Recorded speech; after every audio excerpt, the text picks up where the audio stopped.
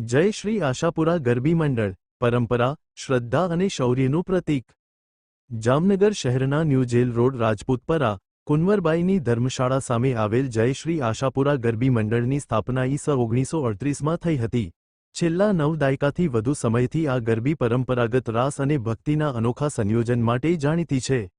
આ ગરબીની ખાસ વિશેષતા તરીકે અઠંગા રાસ છે, જેને લોકપ્રિય રીતે ગોપ ગૂંથણ રાસ અને કાન ગોપી રાસ તરીકે પણ ઓળખવામાં આવે છે, જે ભગવાન કૃષ્ણની બાળલીલા સાથે જોડાયેલો છે, જેમાં 16 સભ્યો દોરડા વડે રાસ રજૂ કરે છે। અઠંગા રાસની સાથે સાથે તલવાર રાસ પણ અનોખું આકર્ષણ ધરાવે છે, જેમાં મંડળના સભ્યો 2 તલવાર સાથે શિસ્તબદ્ધ રીતે રાસ રજૂ કરે છે। તલવાર રાસ એ માત્ર રાસ નથી, પરંતુ રાજપૂત શૌર્ય, સાહસ અને ભક્તિનું જીવંત પ્રતિબિંબ છે।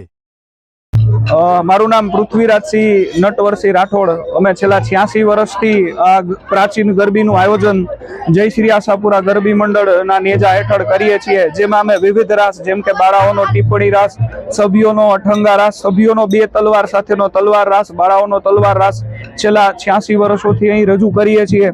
આ રાસની વિશેષતા એ કહી શકાય કે આખા ગુજરાતમાં સભ્યો દ્વારા જે તલવાર રાસ રજૂ થાય છે, તેમાં 2 તલવારથી માત્ર અહીં જ રાસ રમવામાં આવે છે, જે સમગ્ર ગુજરાત તેમજ જામનગર માટે એક આગવી ઓળખ કહી શકાય। એની સાથે સાથે અઠંગા રાસ પણ અમે રજૂ કરીએ છીએ, જેમાં 16 સભ્યો દોરડા વડે અઠંગા રાસની પ્રતિકૃતિ રજૂ કરે છે।